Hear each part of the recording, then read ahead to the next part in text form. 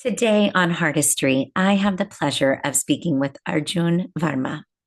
Arjun is an internationally acclaimed sitarist trained by Maestro Ali Akbar Khan, Alam Khan, and Roop Verma. Arjun recorded with Grammy-winning artists London Symphony Orchestra, St. Louis Symphony, and John Beasley, and has performed with musical greats Swapan Chaudhuri, Bob Weir of the Grateful Dead, and Alam Khan, and has presented music at the United Nations, the Fillmore, Prague Castle, and on NBC TV. Arjun primarily works within the tradition of North Indian classical and contemporary music, as well as in collaboration with jazz, European classical, and electronic musicians. A little note before we begin the conversation. We had to record this in two parts, and I just want to give Arjun a special note of gratitude for being so patient in an unexpected pause in our conversation. But without further ado, please join me in welcoming Arjun Verma to Artistry. And I am thrilled to have a friend, a fellow artist, a brilliant musician, as you heard a little bit about him in the intro, on as our very special guest today. So please join me in welcoming Arjun Verma to Artistry. Thank you so much, Farah. It's really a pleasure to be here and to take so many of the informal, wonderful discussions we've had to bring the community into that. Oh, well, you set the tone beautifully. I think that's exactly it. Those of us who traverse these worlds, we have so much in common, and yet, of course, we have our unique experiences. And it's a combination of all of that. And of course, the artistry, which I am a huge fan of yours, that it just makes me feel so lucky to be on this particular path and cross those paths with you. And so I'm so excited to bring all of that to our listeners today. Thank you. It's very mutual. Well, Arjun, what I love about this podcast, as I even mentioned to you before we started recording, it's not a quick one. It's something where we get to really kind of sink in and really learn about you, Arjun. Yes, as the artist, I believe our personal, professional are very intertwined, but I love to hear about even your origin story, if you will. So I'd love for you to share with us your personal family history as much as you'd like to convey, and sure. Eventually it'll lead us to the present. Yeah, and I think it's important to have this opportunity for deep dives in a world of sound bites, right? I think we're all actually a bit hungry for it, and yet we're just fed a lot of sound bites, and it's kind of like eating sugary snacks instead of sitting down and having a nice meal, right? So right, it's absolutely. always nice to dig in. I've been blessed with a really, in some ways, unique and certainly an adventurous and rich life, which I'm really grateful for, and hopefully it continues in that way. So I was born to a Hindu Punjabi father who is a sitarist, the late Acharya Roop Verma, who was a student of Maestro Ali Akbar Khan and Pandit Ravi Shankar, who were, titans of music in our field. And my mother, Tracy Verma, who is a Westerner from the Midwest and fell in love with our Indian culture and really became very Indian in a lot of ways. And so right off the bat, I was brought into this world with kind of, parents who represent two sides of the globe, and having my own genetic heritage in England and Sweden and Punjab, and Rajasthan, right? And so I kind of came into this world feeling like more of a global citizen than, say, beholden to any particular demographic, if you will. And my parents, I would say they furthered that sort of orientation in a really beautiful way. I mean, by the time I was 10 years old, I had visited and participated in every major faith, in humanity. We have an amazing international community, and I sat with my Jewish, Muslim, Christian, Hindu, Sikh, family around the world, and many other faiths as well, and people of all backgrounds and from various continents, and that was just like a huge boon to me. And so that kind of set me off in that direction. And while my father was certainly a classical musician and ostensibly traditional in that way, his personality was very globally minded, I would say. Huh. He emigrated from India via Belgium Okay. and did some cross-cultural work there, and then made his way to Canada, and then finally upstate New York, where he settled and raised me and my sister. Okay. And but he was not your typical, I would say, Indian expat, in that he didn't go back to India that often, though we Yeah. have family there.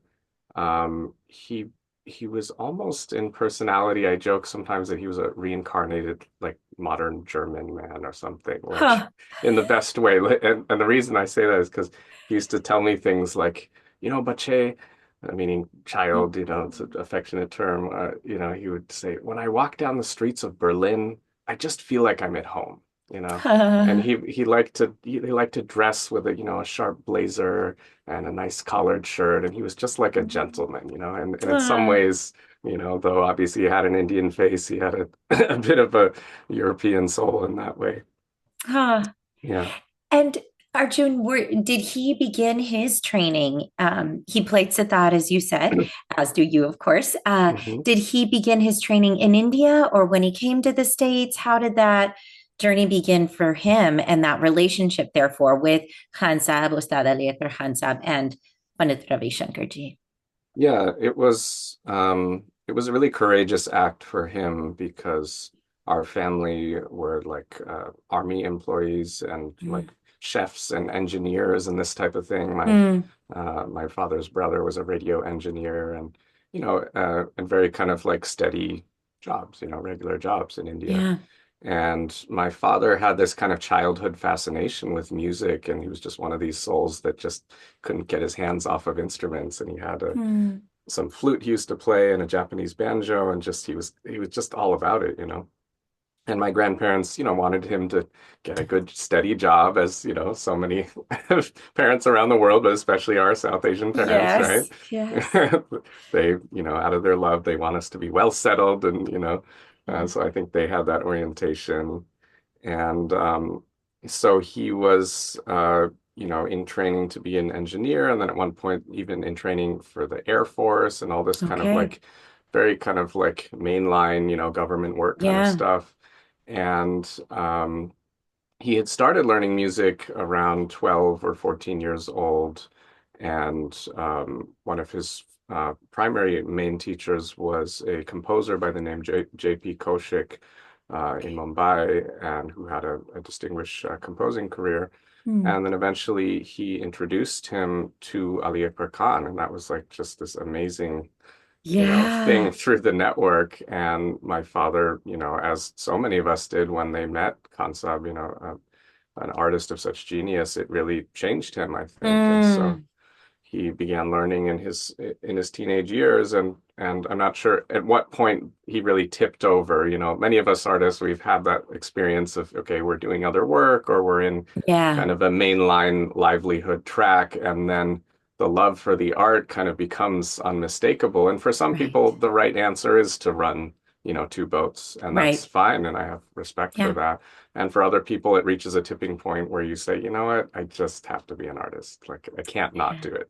Yeah. So he Yeah. reached that point at some point in his young adulthood, and he was not completed his, engineering training or, all this kind of stuff. So he actually told my grandparents, listen, I want to be a musician. And apparently they didn't talk to him for a week, and it was the A week? usual. That's not bad. Yeah, right. Yeah, some people get worse, right? Yeah. So, I think it was difficult for our family because we didn't have, much of I mean, there was one painter actually. How Hmm. my father got to Belgium was he had a distant uncle who was a painter who had Hmm. married a Belgian woman. And so, but aside from that, there weren't really like professional artists in our Right. So family, there was right? no one to say, hey, they've done it. Yeah, And exactly. yeah. It was just like a sort of break from Yeah. tradition. And our family they're a wonderful family, very very family oriented. but just, kind of conservative in certain ways, Mm-hmm. So being an artist is a bit of a radical choice. Yeah. No, it makes sense. And so you mentioned you were born and raised in upstate New York. Yes. Okay. Yeah. And so what are your early memories of, I mean, clearly your father was your influence Yeah. Yeah. initially, right? What are those early memories? Did you have like an inclination? Yeah, just talk about that. Yeah. Yeah, I mean, my parents did a really beautiful job of kind of providing a just an amazing artistic milieu around me, I would say. For one thing, where they were living at the time was the Yoga Society of New York, Ananda Ashram, which is still functioning to this day, which is a beautiful retreat center founded on traditional yoga Vedanta Mm, ideals and a place for retreat and practice, but also the founder was a great patron of the arts of across the globe, and he loved to see people from every culture come and share their gifts and offer that. And so, I grew up watching Kathak dance and mm, Bharatanatyam and Indian classical and classical pianists and various unique belly dancers and poets and all kinds of people from around the world just present their various art, and that was just like in my field, so yeah. and there was a little documentary made about my father when I was a little boy. And there's this beautiful scene. I'm like, a toddler. I'm like 2 years old, 1 or 2 or something, and I'm running around. And there's some sweet little shots of me banging on, a little xylophone or it's a little tabla or something.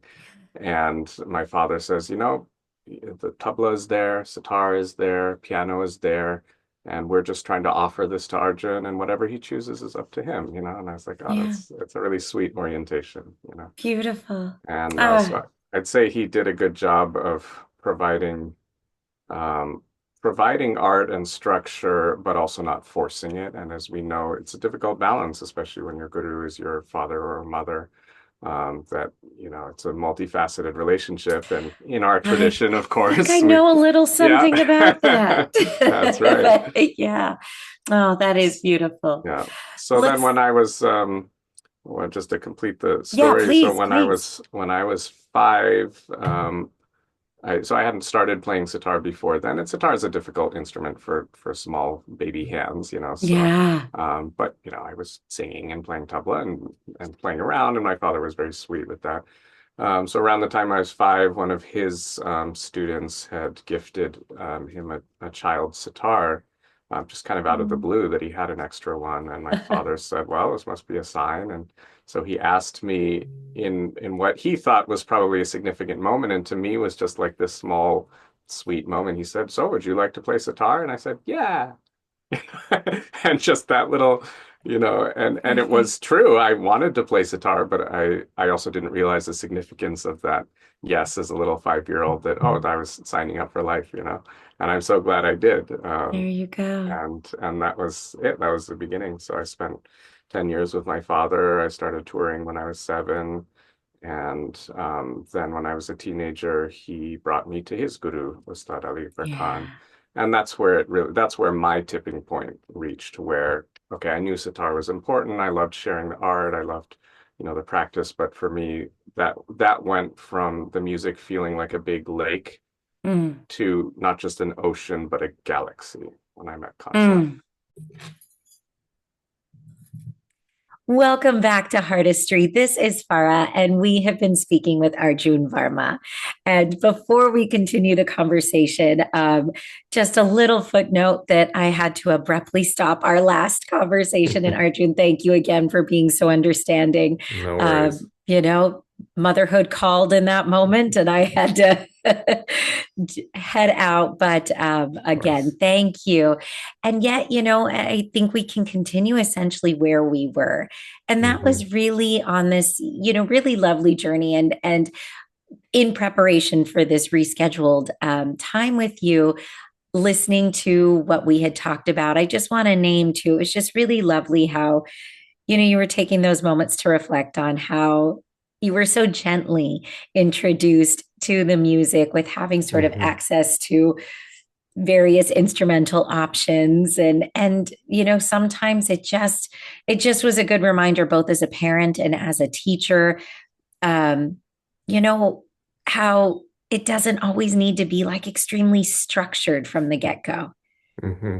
you know? Yeah, it's kudos to my father that he was very strict in some ways, but as a guru, he was collaborative, I would use the word, Ah, and he kind of was very interested in expanding my creative possibilities and expression at a pretty young age, even though, of course, he was teaching me fixed pieces. And so, yeah, I really credit him with um, nourishing a love for Indian classical within me and an appreciation of all of our arts because he wasn't forcing me to do it, right? It yeah. was, it was with my consent. And then having given that consent, he said, well, here's the structure that you have to follow if you want to keep up with that, right? But it was never a feeling of being forced. And I credit that partially with that love continuing to grow. And it's something, Mm, it's a balance that I always try to find in my own teaching, especially all the kids, and sometimes, as yeah. we know, their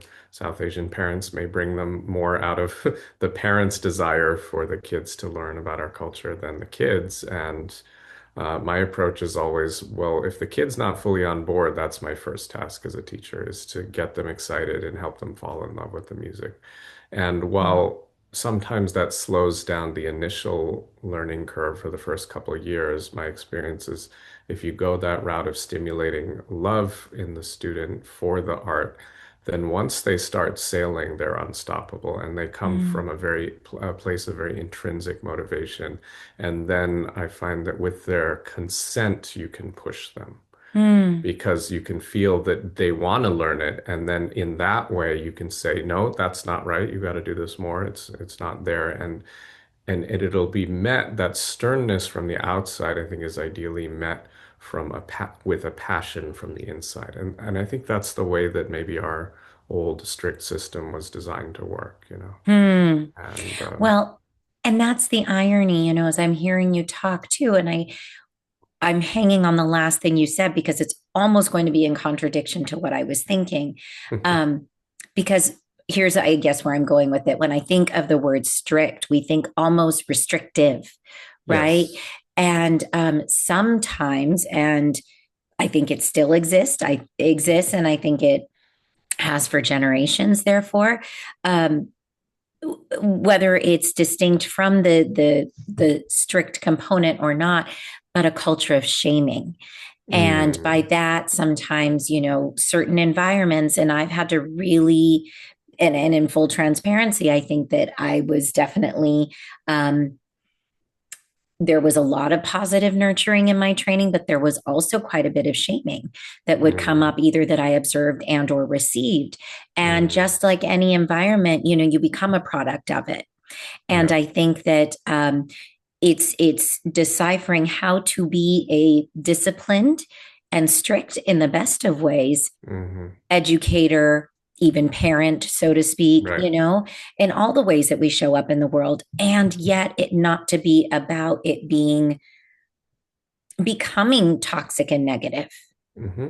Yeah, you know? absolutely. I mean, I think we as teachers, we all want our students to fly, and therefore, whatever stance and tone we're taking, and if and when it is strict or tough, we should be pruning the plant of the student, not clipping its wings, Ah, right?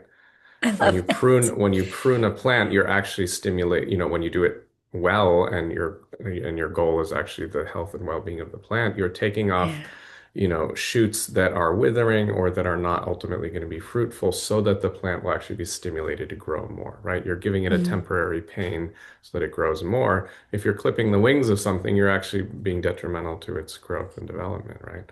yeah. And so that's actually a good segue to the next Exactly what chapter in I my was journey, thinking. which is Yeah. Well, since that it's was my yeah. experience with Kansa. Yeah. Your father was nurturing you and pruning Hmm. you to essentially go into that next phase of your growth. Right, exactly. Yeah, so talk about that, and again, specifically, that was your father. Essentially, I'm just even curious, what was the conversation? How old were you when it was deemed the appropriate time for you to be Hmm. introduced to Hansab? Was it with the intention of, okay, it's now time for you to start training with Yeah. with him? Yeah, it just kind of, I would say the stars aligned. I mean, it was Hmm. one of those things in life where I don't know what I did to get such amazing blessing, but like being born in the right time of history and just things happening the way they did is one of those things, you know. So I had met Kansab Ali Akbar Khan when I was 8 years old, and Okay. I, of course, grew up listening to his albums. And as one of my father's gurus, I knew of him so well. And he was like a quite a larger than life figure Mm. in my mind, you know, knowing that he and Ravi Shankar were the ambassadors of this music to the West, really for the first time in history in a big way. While there were a couple others before, they were the ones that the wave actually hit, right? Mm. And the rest of the world finally appreciated our centuries and millennia of history in a way never before achieved, right? So he was like this god to me, you know, in a way. And so when I met him when I was 8, we came out to San Francisco, and he was very sweet and Mm. also uh, generous in the way that he said, you know, like maybe if you practice enough, I'll come to New York and teach you even, you know, like he would say things like that. And Wow. but he, you know, he kind of gave me a boost. And Yeah. at that time, I was still so young, and also geographically, it was difficult. Our family and all our whole orbit of our life was in upstate New York, and concept being out here in San Francisco was difficult. Um, so I think when I actually came out here, it came on the heels of seeing a very pivotal performance for me of Kansab and Zakir and Alam in Lincoln Center in New Mm. York. Mm. And so my family had come down, and I think it was like some weather or some challenge. I remember it was, I don't quite remember the details, but it was an ordeal to get there. Okay. And Kantsav had tried to make some extra time to see us, and we were Mm. not there on time. And it was it's this feeling of like trying to rush and get there. And then Yeah. finally I saw this concert, and we were there.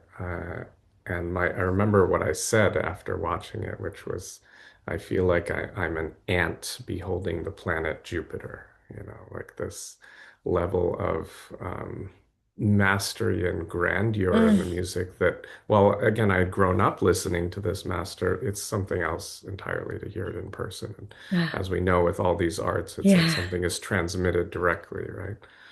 And so there was not really like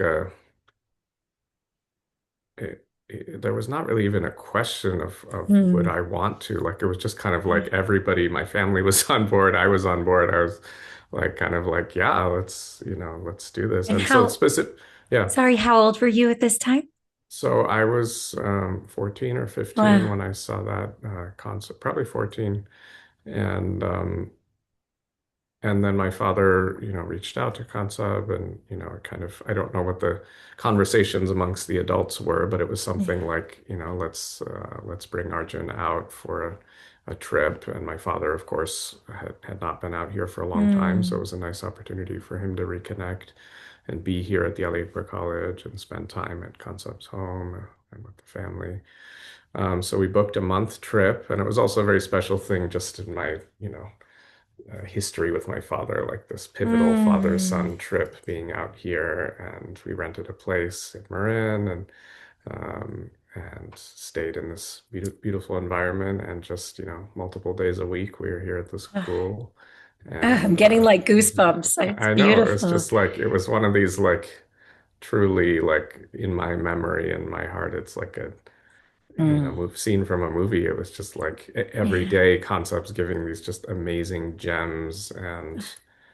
And speaking of intrinsic motivation and passion, like I was all there. I mean, I would come home and spend hours poring over the recordings, trying, because there were so many things that were beyond what I had ever experienced before. And so I didn't understand them. And I considered myself a skilled musician by that Mm. point, and this showed me how much more there was to learn. And Right, so right. I was frustrated in the best way of like, what is this? I can't even understand this amazing phrase, you know? So I would spend hours just like going over and over and over. And then, you know, later on, once I went back home, I'd take the recordings onto my computer and with primitive software, slow them down and listen to the same thing and try and cross-reference other recordings. And my father didn't tell me to do any of that. In Mm. fact, I was asking him, do you have any other cassettes of Kansav and Raviji of this raga or this? And I went back to our family's own Yeah. archives kind of as Yeah. with a hunger, and started Uh, asking my father, what do we have this? And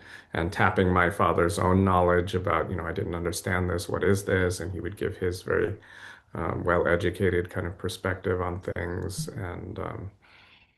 And I think that's probably what he wanted, and he could see that. So while he was learning for his own sake, I could see that he was also just creating yeah. a situation for me to make this connection.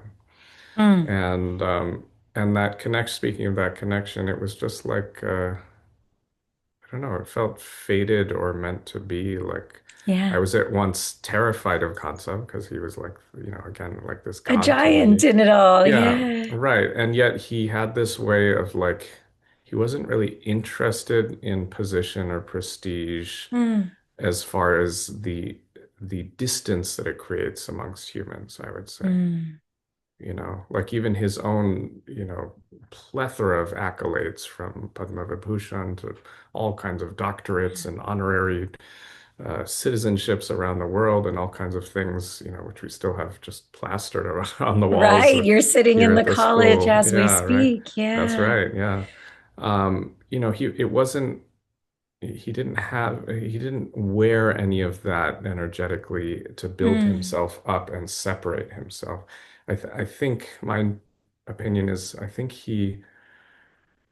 if he were to reference any of that, which I never heard him do, it would probably more be just to double down on the legitimacy of the art and the power of this tradition, right? And he would always say things like, "It's not for me, it's for what my father gave me. It's for our tradition. It's for the muses themselves, to paraphrase the ragas themselves, the energy of the art, It's not for me that I'm saying so. It's not because I tell you to do this and I'm Yeah. Ali Akbar Khan, It was like, so he had this way of being like at once very direct and reaching you just with his heart, and yet being very blunt and no Mm. BS, like he Mm. really didn't care for beating around the bush, um, and he just loved the music. I mean, he was the music in a way. Mm. It's like you would see him sort of fire up all his faculties, and he would almost go into a trance sometimes, and then he would just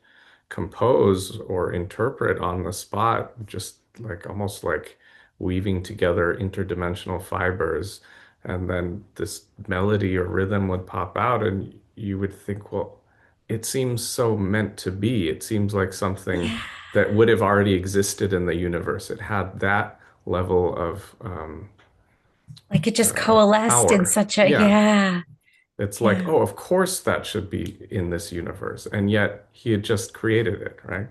Like his way of Yeah. teaching was very creative and improvisatory like that, right? Just like the playing. Mm. So Beautiful. it was, yeah, go ahead. Why don't we take a Yeah, quick pause here and then sure. we'll come right back in. Yeah.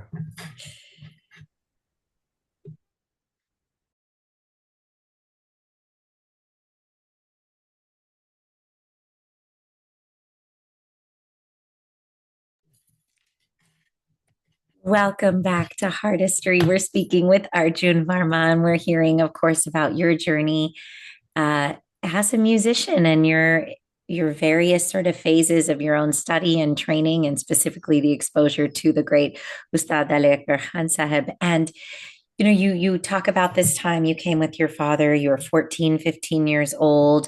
How long did you stay at that point? And yeah, Yeah. So that first trip was about a month or so, okay, which was sort of a half of a full session here at the school. So we kind of jumped in part way, okay. but those first compositions I learned like are just embedded so deeply in me, Yeah. and I return to them, I would say at least every couple of years, and Huh. always enjoy teaching them. And Which frogs, if I can ask? some of the ones, actually, I just started teaching one of the first compositions I learned, Zilla Kafi, Heim Bihag, Hindelheim, some Yaman, some Bihag, and Ah, Durga. I have so many, but yeah, there's a few particular in those rugs that were really special. Koshi ah. Kannada, yeah. And who So else in that month that you were there? Who yeah, else was present at the college as far as like, who was teaching tabla at that yeah, time? Was Swapanji there yeah. already? Swapanji was Yeah. there, and he was, Mhm. was doing amazing. And it was such a lively time. It was a summer session. Actually, it was this This same time of time, year. Actually, wow. it was Yeah. June, Ah, so many years ago. And the college was just packed. I mean, so many mm, senior students were there, who I had great respect and a yeah. sense of awe about how quickly they were able to pick them up, Mm, people of all different backgrounds and ethnicities. And I was like, wow, these people really are getting it so fast. yeah. I felt like a young fish flopping in the water compared to these whales sailing through Oh, the water so gracefully. And of course, Alam was here, and he was like a big brother to me, and just so mm, generous and helping me kind of understand how to learn, and even teaching me compositions from the very beginning and practicing with me. So the college was just bustling with energy, and even though ah, Kansab was about 79, 80 years old, but he was well, still yeah. just such a force. It was just he was like the sun, and everybody was orbiting around. Mm. Such a powerful time. And then you went back to the East Coast. You're still in Hmm. school, you're doing Yeah, all the that's things. right. And so then how did you maintain? Of course, I can imagine your jazz, your practice, systematic Yeah. practice at that Hmm. was, you were very committed to that. But as far Yeah. as, I mean, because this is what year, just for context as well, This would have been 2001. right? Yeah. And so, Hmm. I think when we think about training from afar, people just, oh, you did virtual, you did this, you did, you know what I mean? Right. It's We just a didn't have different that. sensibility, right? And who That's right. knows? I mean, who knows would Khan Sab have even been into that? Who knows, right? Yes. Um, but yeah, so how did you traverse that distance? Yeah. I mean, I think there's an established sort of way in our pedagogy of students who are not able to be in the Gurukul system of just these sort of intensives, right? And Yeah, and I know students to this day, even in the internet age, who, will go to India or go spend a week with their guru, and they'll quantum yeah. leap every time, It's and like the they're immersion of it is, it the makes the immersion of huge it. So, difference. Yeah. so I think that precedent is already there. In my life, how it Mm, happened was, I mean, Kansab, first of all, he was not one of these sort of slow and steady metered mm, teachers, that like, okay, we're going to work our way through one composition over these 8 weeks. okay.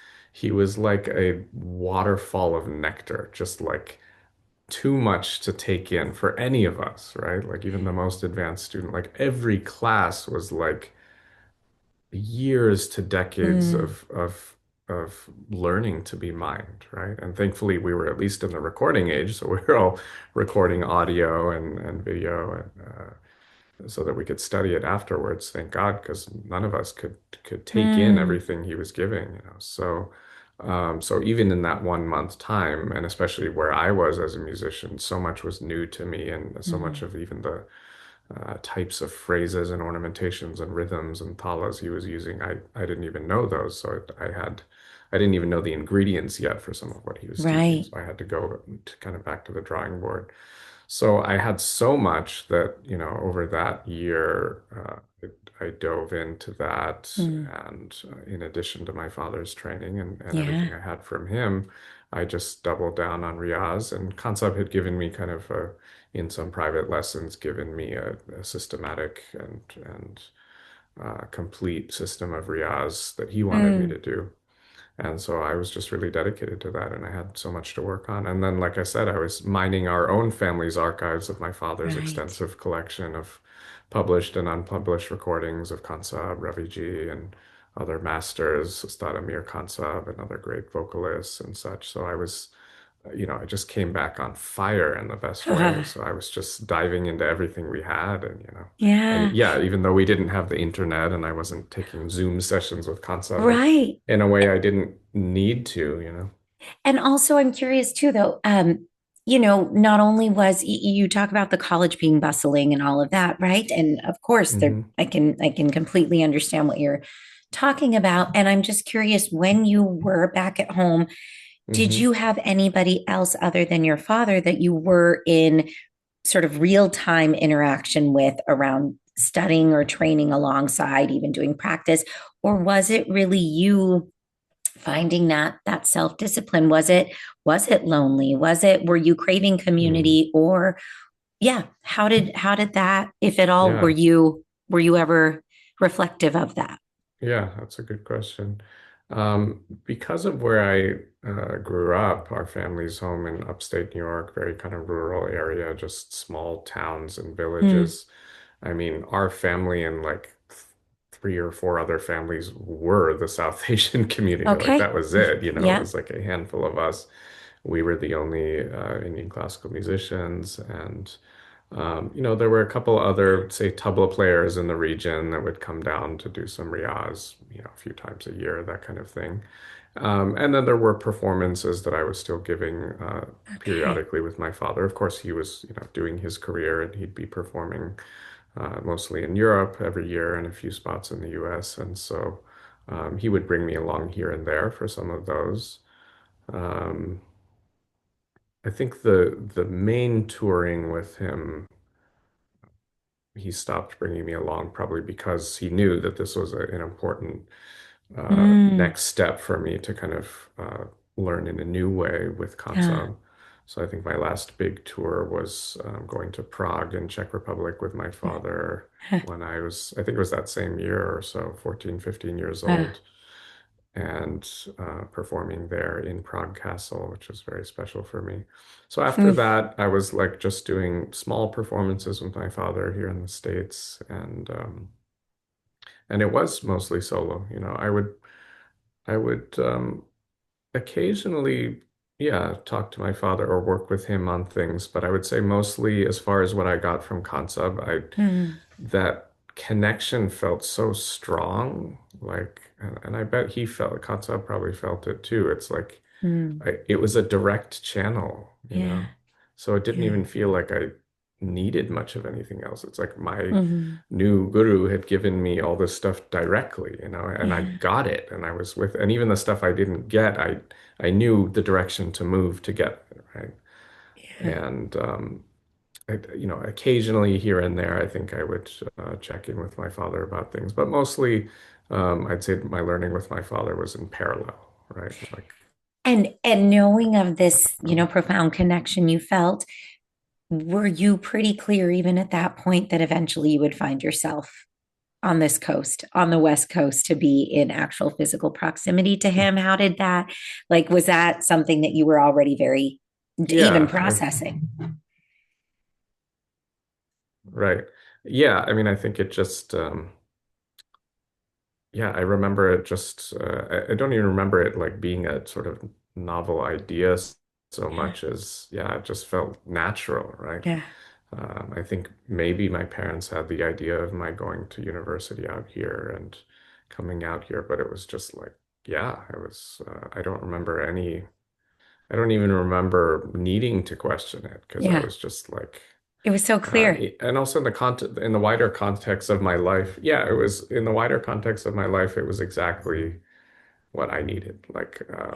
I was homeschooled for middle school and high school, so I didn't have a big social community or a lot of Yeah. extracurricular things. I had a couple activities I was engaged in. I didn't have much else that was tying me down or engaging my time. So aside from school and that sort of thing. So I had music, and this Hmm. was the next step and then some for me, right? It was just so clear.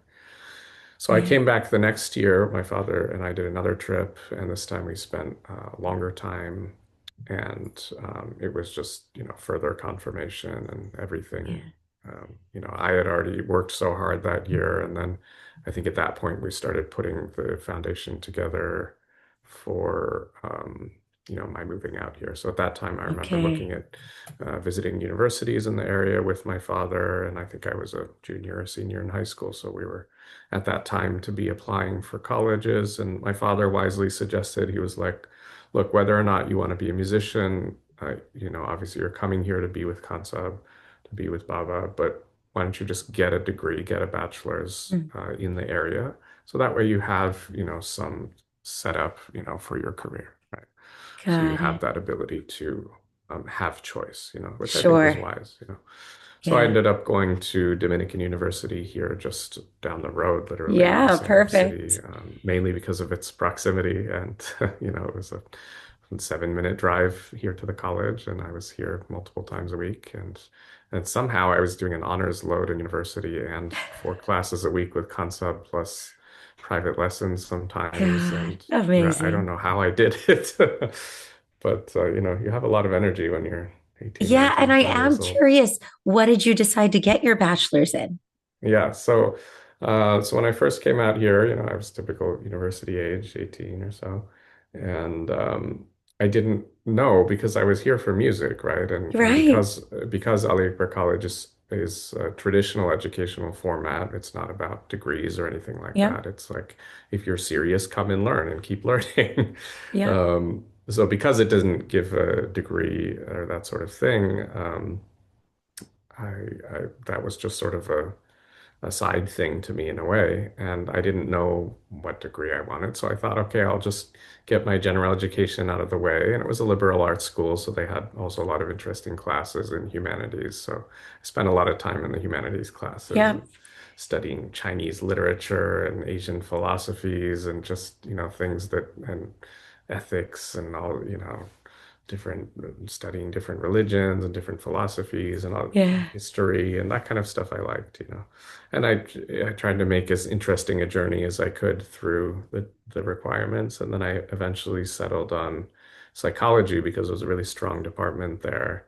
And Huh. I've always been a sort of armchair scientist of the human mind, you might say, Love and that. Yeah. being raised with very philosophical parents Huh. at a Vedantic ashram and a lot of self-inquiry and these Mm. kind of, grand philosophies about what is the nature of life and the human mind and heart and all these kind of things. So I was already had a predisposition for that, and it all came around for me because by the end of my senior year, I ended up pivoting towards doing a humanities minor in music and doing a psychological research study on music learning techniques. So I was able to bring together my, East and West there and actually, read a bunch of Wow. Western scientific literature on learning strategies and how the psychology of learning works. And I Mm. did an in-person study recruiting volunteers and testing them in a piano lab with various techniques and running the statistics and publishing a paper on it and everything. So that, Amazing. Oh, I yeah, love it. I'm so glad I so asked about that. That's yeah, fantastic. yeah. So it allowed me to, take my, kind of technical side and my Western sort Yeah. of mind and bring it to bear. And ultimately that's all supported what I do now in Yeah. my, in my roles, both as an ambassador, lecturer, presenter of this music, and especially as an educator. It's like I have Hmm. that mindset of trying to understand the psychology of who's receiving it so that I can best Right. do my job. Oh, I that leads me to something I want to get into, but let's take Mm, another quick pause. yes.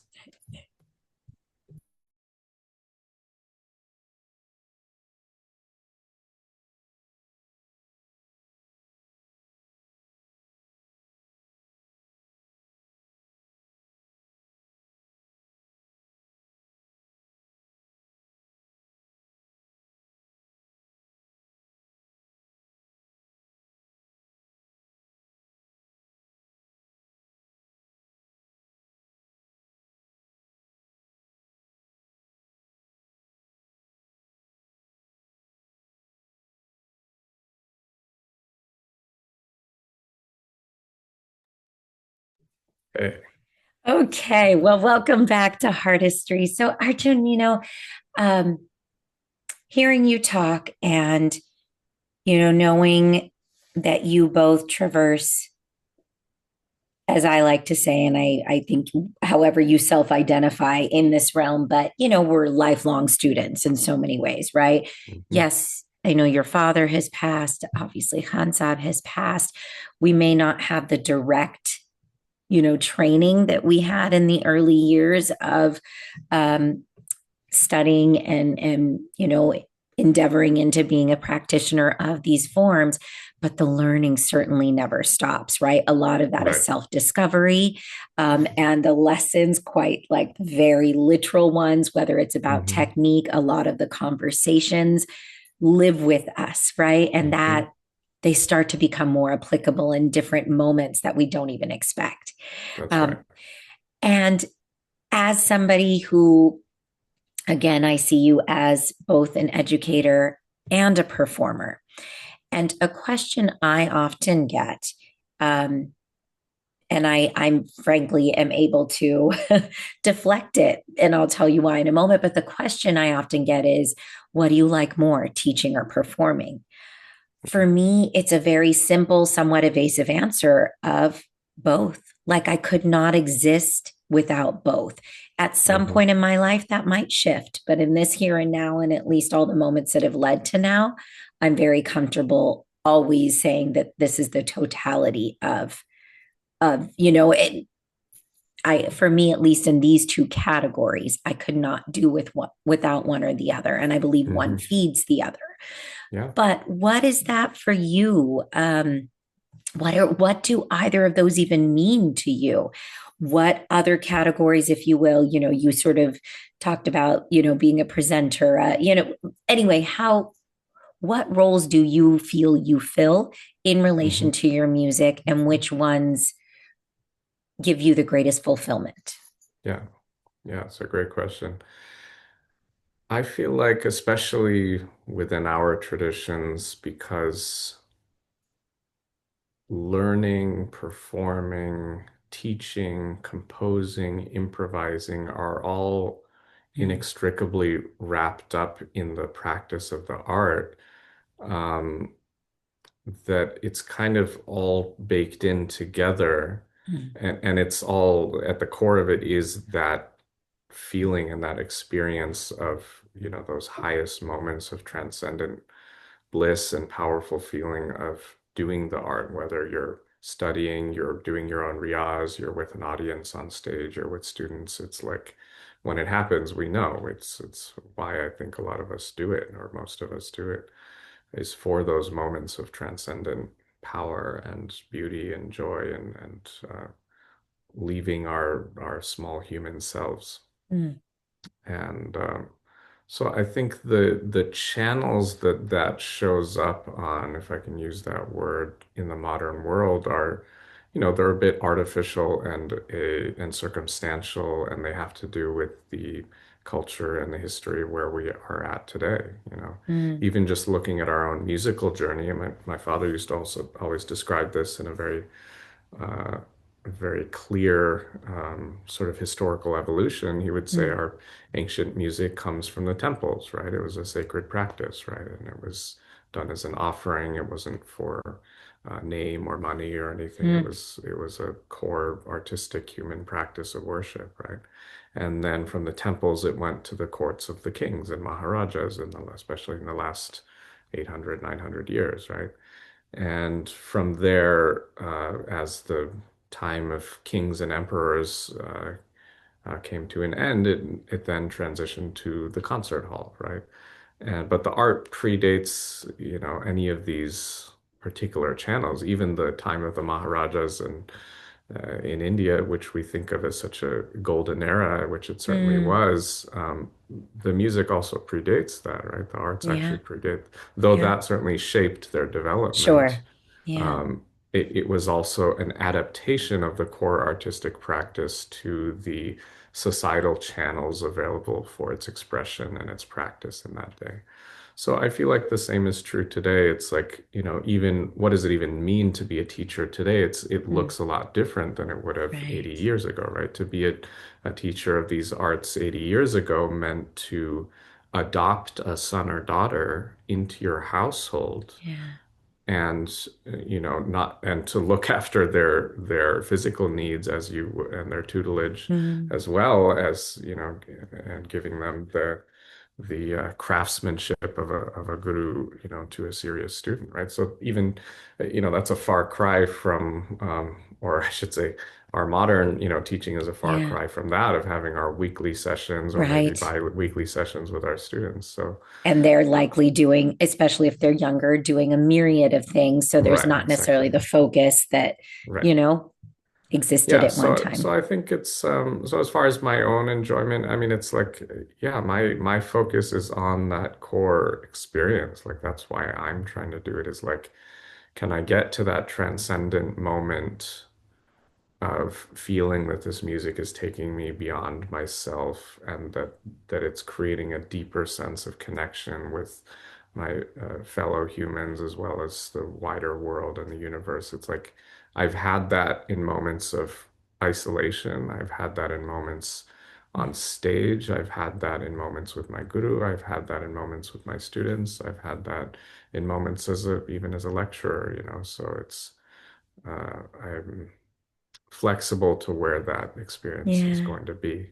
And as far as my own choice at this point in my career, I've decided to limit my teaching, just because I Hmm. want to put more energy into my own riyaz, composition, and performance, and kind of high temperature baking of the art, if you will, or cooking of it. Yeah. I want to keep that furnace increasing its temperature in myself, if you will.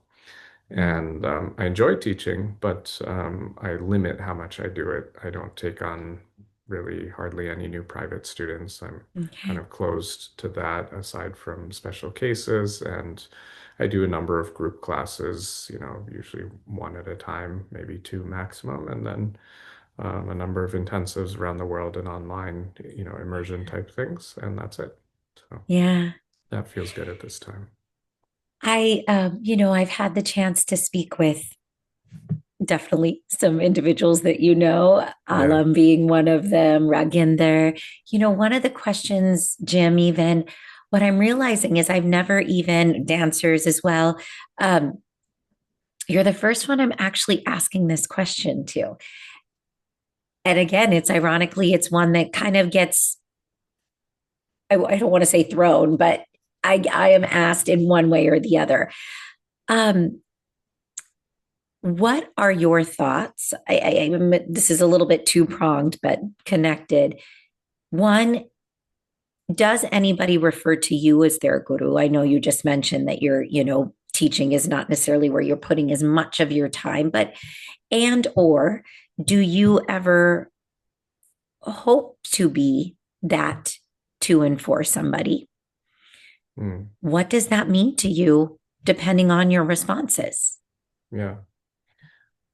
Knowing you've had such profound influence by people that you hold in that regard. Hmm. I don't take that title myself, primarily because of um, my knowledge of uh, the gap between my own uh, musical knowledge and ability and that of my own guru. And while I never would think that I could reach in the same way the level that he did, I do think there are objective, phases of development. And so perhaps I will feel comfortable taking that title at some point, but I don't now. And I'm also less interested in titles. I realize that not everybody is interested in the core practice and transmission of these arts. And they're often, for better or for worse, not to judge, but they're interested in the human connection. They're interested in Mm. the community. They're interested in how it feels to learn with a Mm. group of people or with their guru. And all of that's beautiful and valuable. And they're interested in the personal relationship.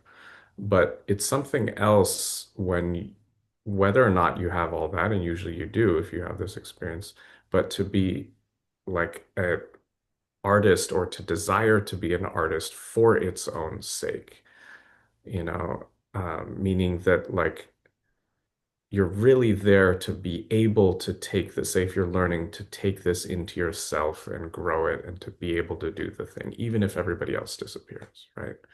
Mm. And so I find that while there's a lot of beauty in these roles of guru and obviously there's ancient history of this in South Asia and there's a lot that can be really powerful about that and I would say I lean into using more cards from that book every year.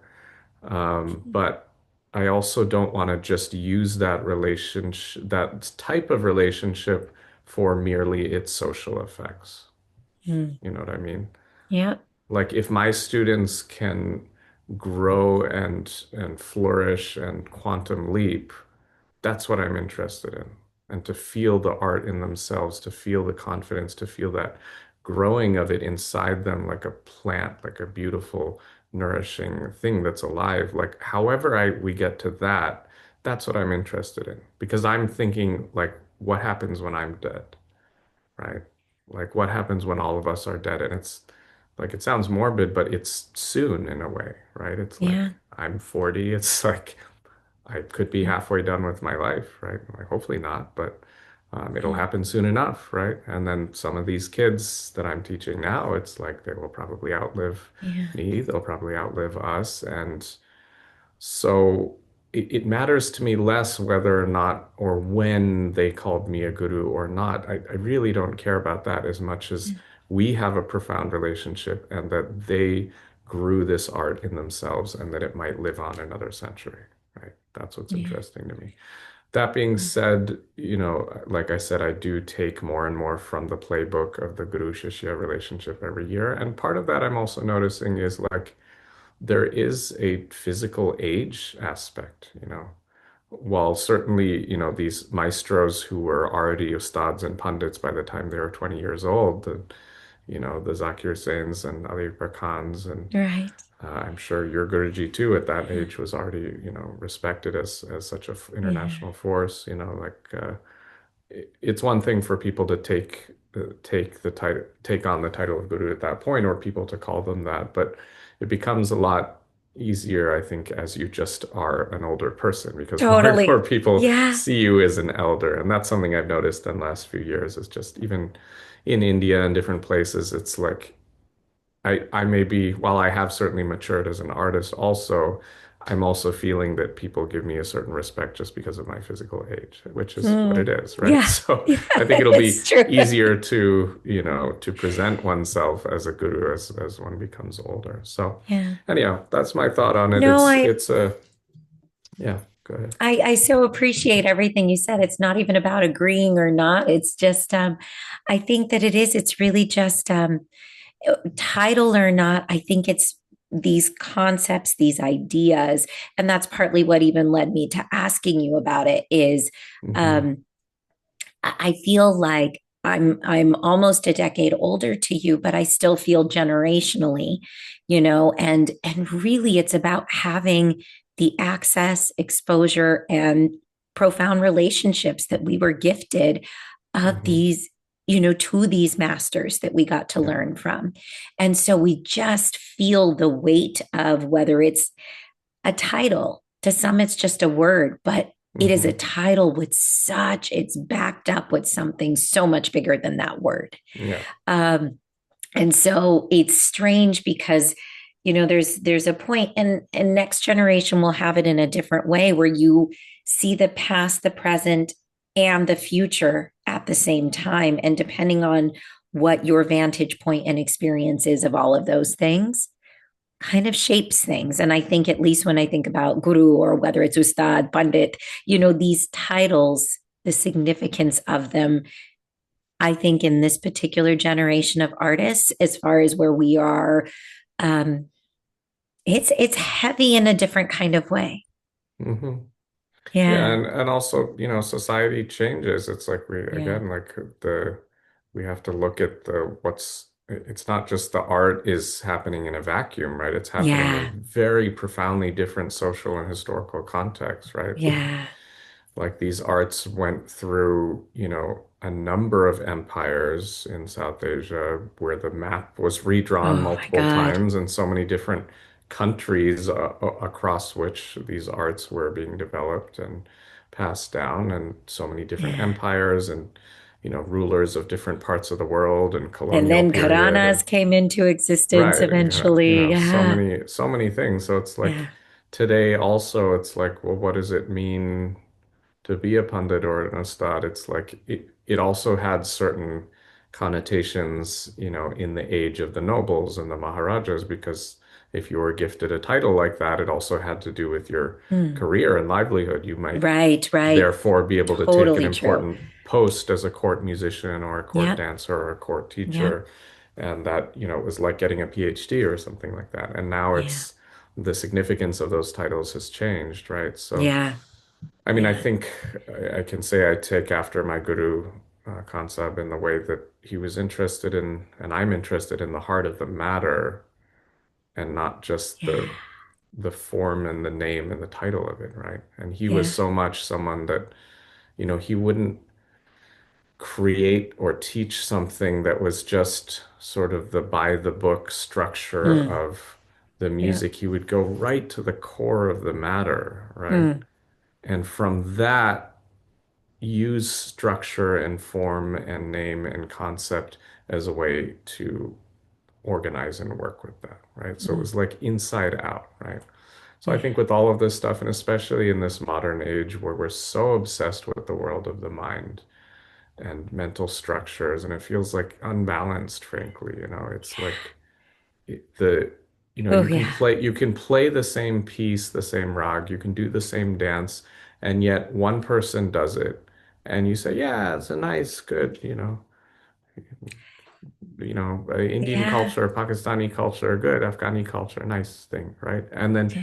you see someone else do it and your heart stops and your breath stops and you're in tears, and suddenly you see life and your existence in a different way. Like, what is that? That's what I'm Yeah. interested in, right? Those are the moments in my life that are why I'm doing this, right? Hmm. Where my entire nervous system becomes electric, right?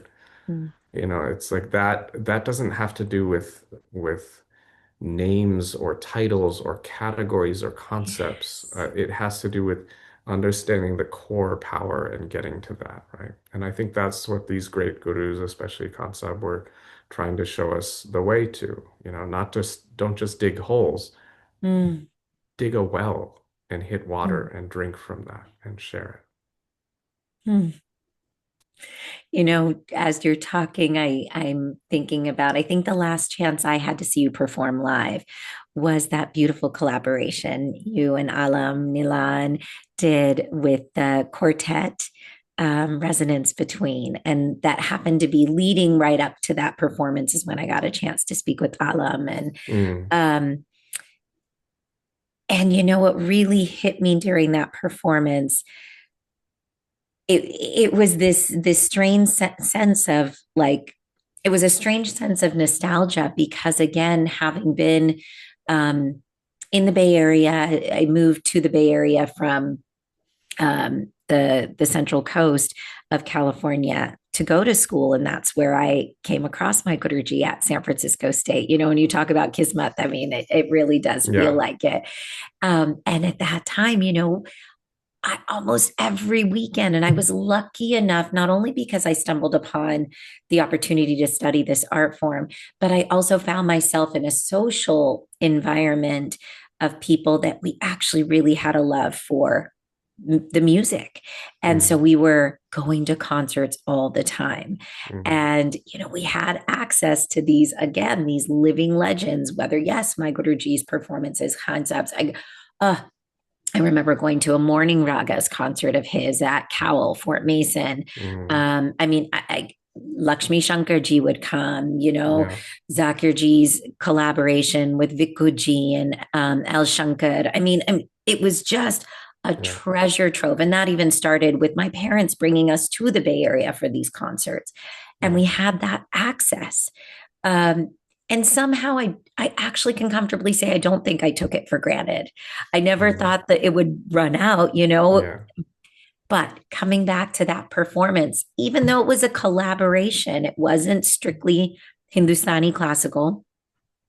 There was something about specifically seeing the three of you, Alam, yourself, Nilan.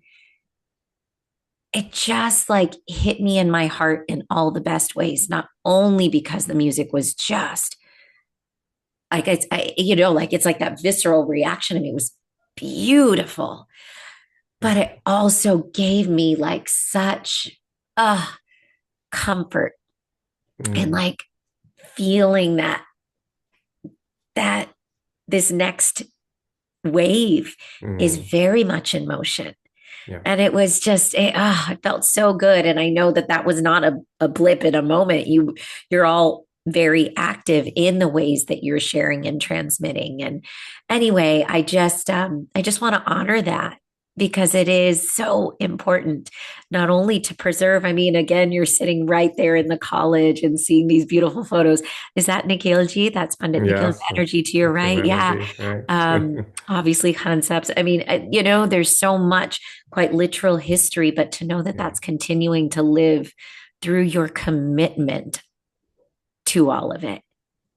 And that you, Arjun, are yourself also in it. Yeah. I think it's important that we honor ourselves, frankly, too. Right. Yeah. Yeah. Well, thank you for that. That was a special project and it was meaningful to have you there. And as you know, from the amazing projects you've done presenting these arts in a modern way, it's very satisfying to be able to use your own, as you said, putting yourself in it as an artist, using your own intelligence and spirit and understanding of your own modern social context to format the art in a way that it feels really present and relevant and of the modern zeitgeist, right?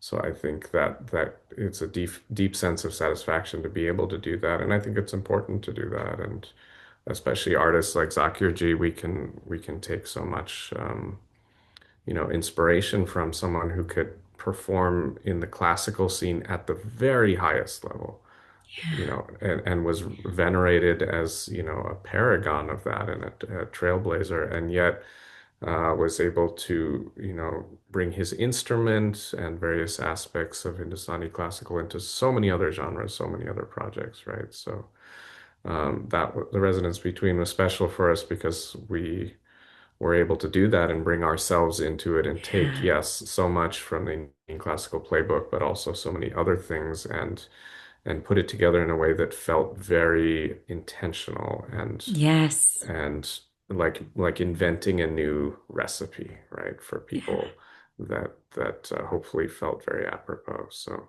yeah. Well, and I know that there's been much that has happened since then, and there's much to come. And I just want to really again extend my gratitude to you. Again, I'll just use this word, reemphasize it, your commitment to this. thank you. And that's really so much. And this is going to sort of lead me to my last kind of question and request for your thoughts on it. That's really what led me to this podcast of artistry. It's obviously the word heart and artistry put together, but it's been about speaking with people who are bringing a passion, compassion, and commitment to whatever they're doing. And yes, I get to be in wonderful conversations with artists such as yourself, creatives. I've been very intentional about broadening it because I think that this can show up for folks in different walks of life. Maybe they're not even earning income on whatever sort of fits the reason I was drawn to them. But I'm always curious to know whether as I'm speaking about it now or when you saw this word, which I was inspired by seeing it in some other context, I'm certain at some point. But what, if anything, this word artistry invokes for you? Yeah, I think it's a great title you've given this project, and I think it's exactly what we're all trying to do. Those of us who are really in it for these right reasons, I would say it's. Yeah, I mean, Kansab, I remember once said, in our music, heart and mind have to work together. And he brought so much of his soul into the art. And again, it wasn't for the particular format, it was for the core practice of it, whether he was on stage or teaching or even learning with him privately. He brought all of himself to that. I never saw him not do that.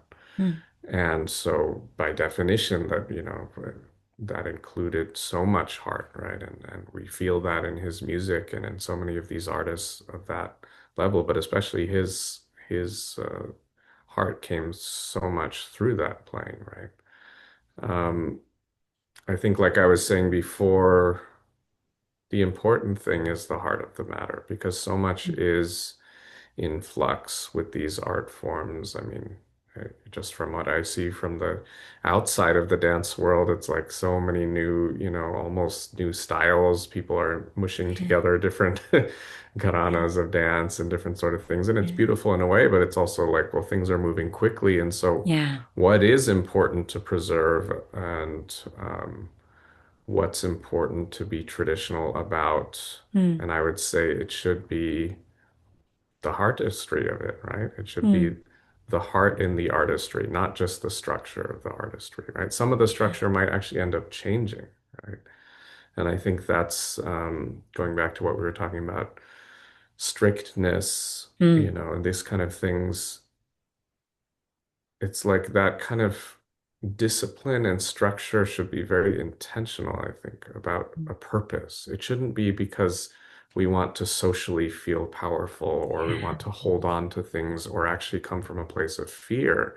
It should be because we see the heart of the matter, what's most important, and what's most important in our listeners, our audience, our students, our teachers, and that we're going for that heart of the matter. So the I think all of us, our challenge in this era is to, first of all, identify what is the heart of our art, right?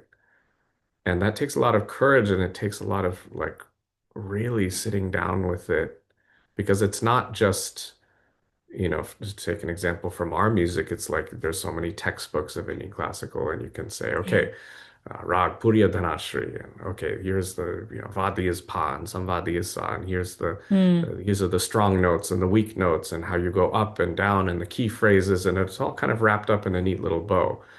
But when Kansab would teach these ragas, he would just use that as just a reminder and a sort of outer Mm. structure.